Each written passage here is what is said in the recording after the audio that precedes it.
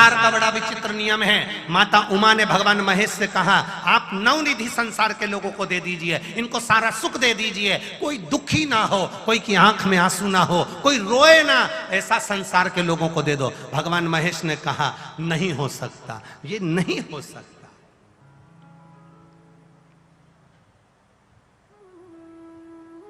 ये नहीं होगा।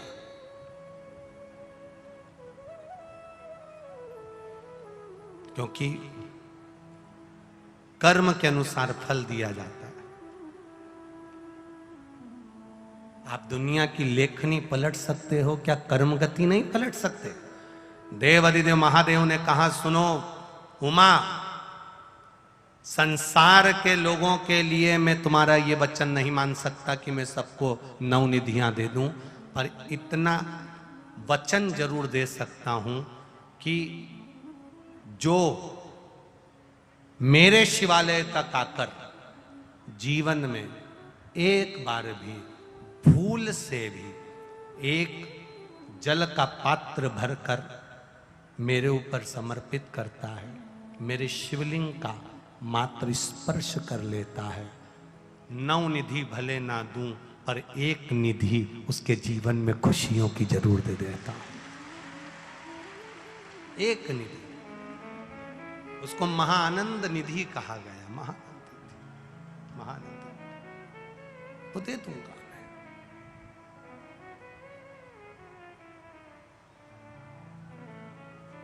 आप उसके मंदिर तक गए हो, उसके देवालय तक गए हो,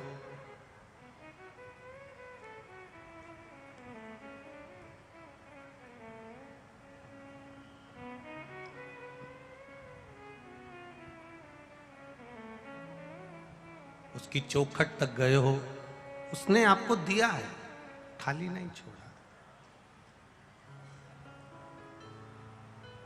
शीश भोले के गंगा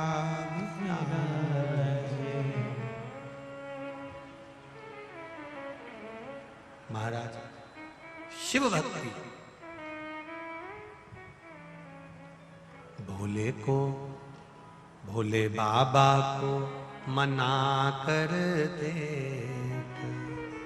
सारे दुख मिट जाए। आप भक्ति में जब रमे, भजन में जब रमे, संकीर्तन में जब रमे, कीर्तन में जब रमे, शिव की भक्ति की ओर जब रमते हैं तो शिव एक निधि आपको दे देते हैं, एक निधि, और वो आनंद की निधि मेरा देवाधिदेव महादेव आपको दे देता है। आनंद की निधि। पार्वती जी ने, मां उमा ने कहा कि आप नवनिधियां संसार के लोगों को नहीं दे सकते। शिव जी कहते हैं, देने को तैयार हूं, बस विश्वास दृढ़ हो, भरोसा पक्का हो, भरोसा पक्का, विश्वास दृढ़ हो, मिल जाए।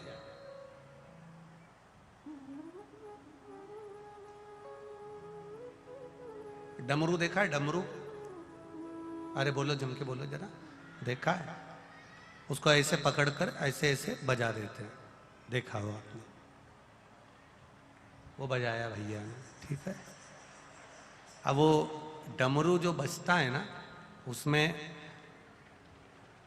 जब माता सरस्वती को बहुत अभिमान आ गया था, माता सरस्वती को बहुत अहंकार आ गया था, माता सरस्वती के भीतर अभिमत्ता जब आ गई थी, अभिमान जब आ गया था, बहुत अहम, कि मैं संसार में स्वर देने वाली, मैं संसार में विद्या देने वाली, तब देव अधिदेव महादेव ने आकर माता सरस्वती को भी स्वर प्रदान करा था।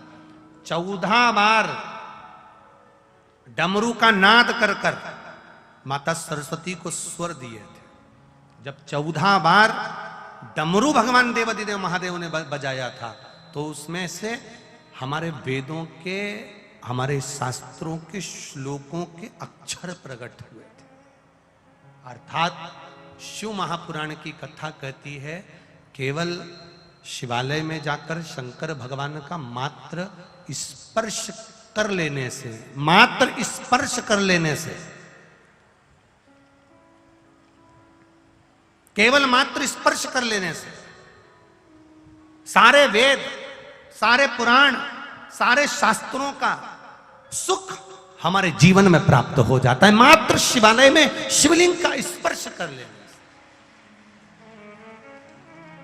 और ध्यान से सुनिएगा, अगर मान लो शिवालय को स्पर्श नहीं कर सकते, शिवलिंग का स्पर्श नहीं कर सकते, तो शंकर भगवान के मंदिर की जो चौखट है, शिव मंदिर जहां पर मणिभद्र विराजमान होते हैं, भगवान शंकर के गण विराजमान होते हैं, द्वारपाल विराजमान होते हैं, जिन्होंने राजाओं को मणि तक प्रदान कर दी, ऐसे राजा ऐसे द्वारपाल जहां पर विराजमान होते हैं, ऐसे द्वार की चौखट का भी मात्र स्पर्श, मान दो किसी किसी मंदिर में शंकर जी का शिवलिंग नहीं छीने देते, कोई कोई कर्नाटक साइड चले जाओ, दक्षिण साइड चले जाओ, तो शिवलिंग को हाथ नहीं लगाने देते।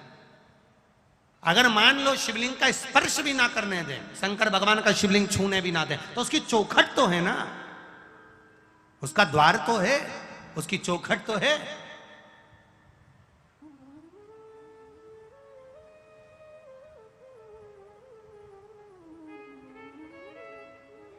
केवल चौखट का स्पर्श, चौखट का मात्र स्पर्श कर लेने पर भी शिवलिंग के स्पर्श का फल प्राप्त हो जाता, केवल चौखट का स्पर्श कर लेने पर।